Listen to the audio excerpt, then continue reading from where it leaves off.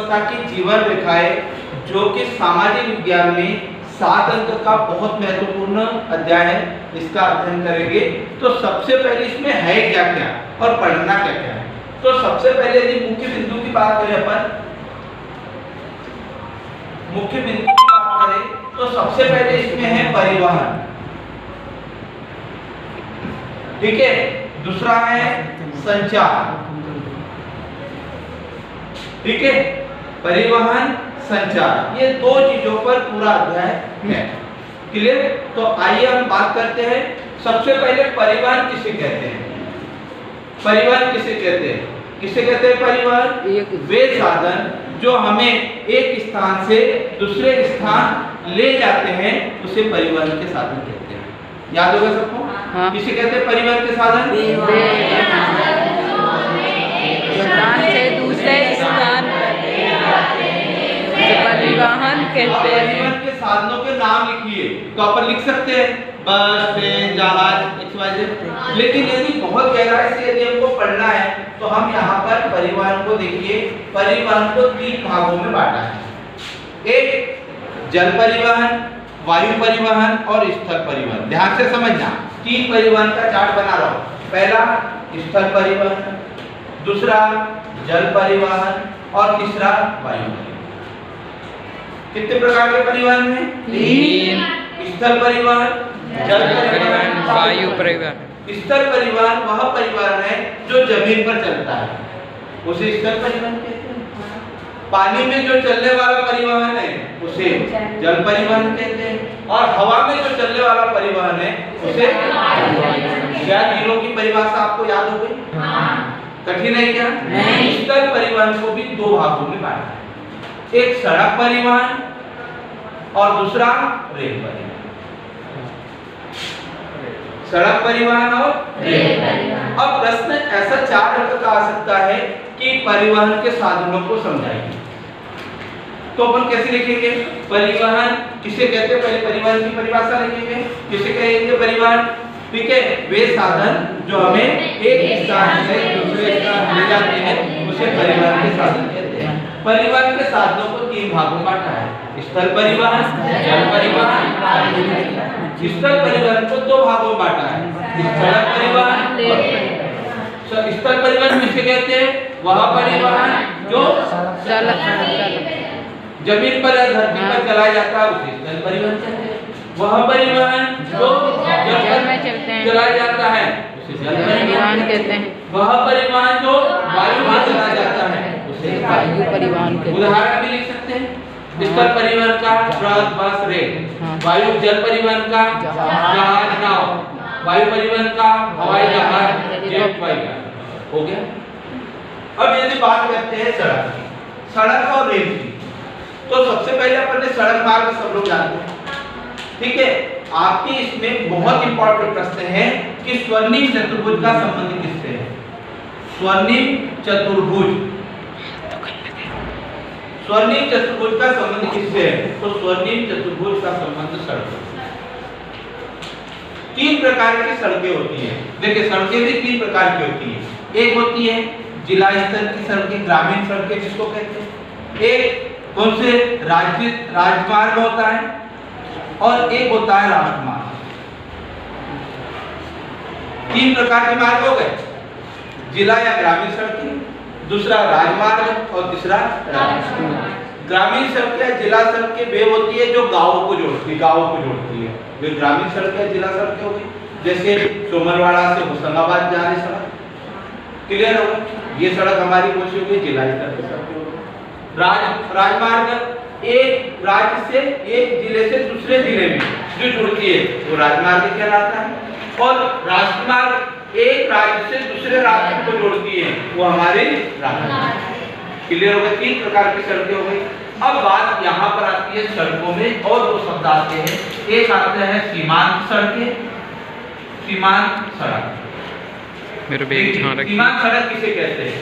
वे सड़कें जो सीमा के अंत तक, यानी पहाड़ी क्षेत्रों में ठीक है, मेरे बैग वहाँ रख। बनाई गई है उससे सीमा। सामने रख मेरे बैग। खासतौर पे आपने देखा होगा जो जंगल पठार पहाड़ है, जैसे आपने असम, मेघालय, हिमाचल प्रदेश, उधर क्या जंगल ही जंगल है, तो वहाँ पर सड़कें बड़ी कठिन बनाई गई है, लेकिन हमको तो जाना पड़ेगा क्योंकि सड़कों से देश का विकास हुआ है, गाँव का विकास हुआ है, गाँव से कच्चा माल सड़कों से शहर की ओर जाता है।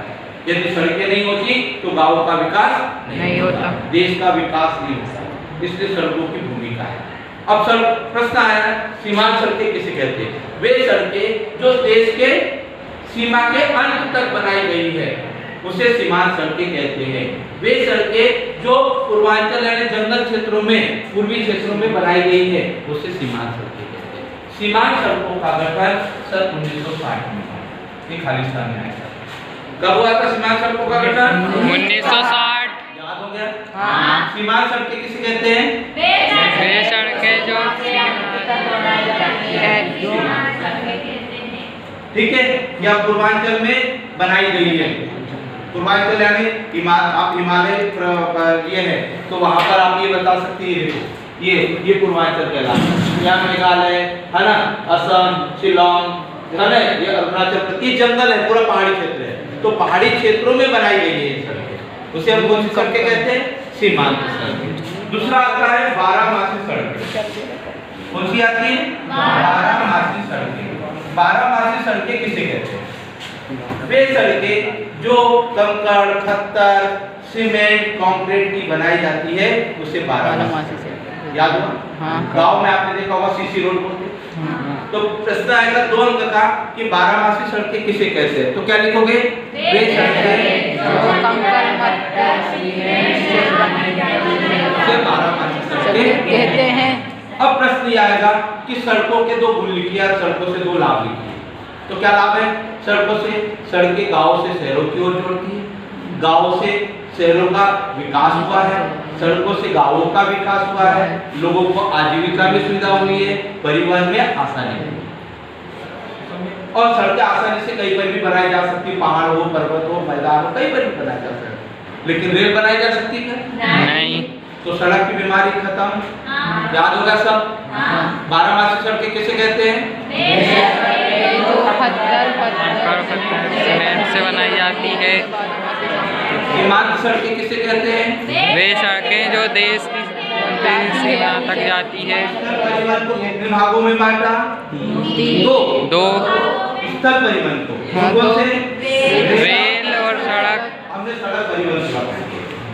अब आता है रेल परिवहन। भारत में रेलवे जोनों की संख्या कितनी है? तो सबसे पहले रेलवे जोनों की संख्या कितनी है? 16। प्रथम रेलवे कब चली थी? भारत में प्रथम रेलवे कब चली थी?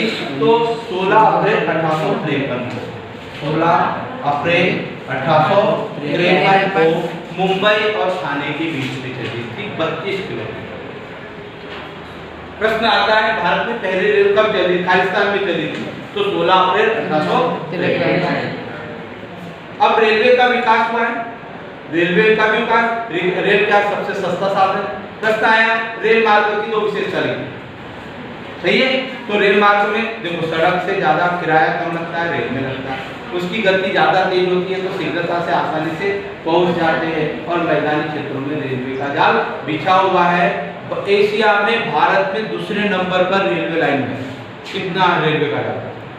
रेल मार्ग में हमारा देश कौन से नंबर पर है? दूसरे।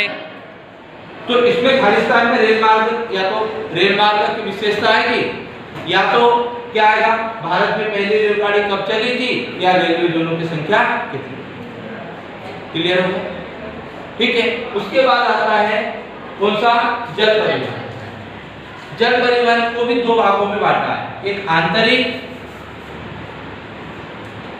आंतरिक और दूसरा बाह्य। अब आंतरिक और बाह्य किसे कहते हैं? देश के अंदर जो जल में परिवर्तन होता है वो आंतरिक हो गया। अब देश के अंदर कौन सा है? जैसे भारत देश है, आपने देखा होगा, ये भारत देश में, इस देश के अंदर कई प्रकार की नदियां, झीलें है ना, नहरें हैं। हम क्या कहते हैं? सलकनपुर जाते हैं, आपने देखा होगा, नाव से जाते उधर चले गए, तो जल परिवहन हुआ। नर्मदा नदी है तो हमको आसानी हो गई, नहीं तो राउंड मार करके जाना पड़ता है। हुआ यार। तो जल परिवहन ये कौन सा हुआ? आंतरिक जल परिवहन। आंतरिक। और बाह्य जल परिवहन कौन सा होता है? जैसे देश से दूसरे देश जा रहे हैं, ये समुद्री मार्ग से जाते हैं, तो समुद्र मार्ग से होने वाले जल परिवहन को बाह्य जल परिवहन। आंतरिक और बाह्य समझ में आ गए? देश के अंदर होने वाला जल परिवहन आंतरिक, और देश के बाहर होने वाला जल परिवहन कौन सा कहलाता है? बाह्य। क्लियर हो गया दोनों? अब उसका उदाहरण आंतरिक जल परिवहन कैसे होता है? नाव से, बोट से होता है कि? अच्छा, बाह्य जल परिवहन किससे होता है? बड़े बड़े जहाज से। ठीक है, भारत में 90% 95% व्यापार समुद्र से होता है। सोचो, 95% व्यापार अकेला समुद्र से। क्लियर है? उसके बाद आता है वायु परिवहन। वायु परिवहन किसे कहते हैं? वह परिवहन जो हवा में, है ना, वायुमंडल से होता है, उसे वायु परिवहन कहते हैं। इसका साधन क्या है? हवाई जहाज। अब ये सस्ता, ये क्या है? बहुत फास्ट है। आपको पता है सबसे तीव्र गति का परिवहन कौन सा है? वायु परिवहन। ठीक है, सड़क से हमको 2 घंटे लगते हैं, तो वायु परिवहन में मात्र 15 मिनट या आधे घंटे हो जाता है। सबसे तेज और सस्ता है। ठीक है, तो आज हमने अर्थव्यवस्था की जीवन रेखा में, ठीक है, परिवहन का ग्राफ आप देख रहे हो। परिवहन को 3 भागों में, स्थल परिवहन, जल परिवहन, वायु परिवहन, और वायु सड़क स्थल परिवहन को भी 2 भागों में, सड़क परिवहन और रेल परिवहन। सड़क परिवहन के बारे में सीमांत सड़कें और बारहमासी सड़कें। उसके बाद हमने सड़कों के प्रकार, जिला सड़कें, राजमार्ग और राजमार्ग, तीनों सड़कें का पढ़ा। उसके बाद रेल मतलब जल परिवहन, रेल के बारे में पढ़ा। उसके बाद हमने जल परिवहन को 2 भागों में बांटा, आंतरिक और बाह्य, इसके बारे में पढ़ा। ठीक है, और अंत में वायु परिवहन के बारे में पढ़ा। ठीक।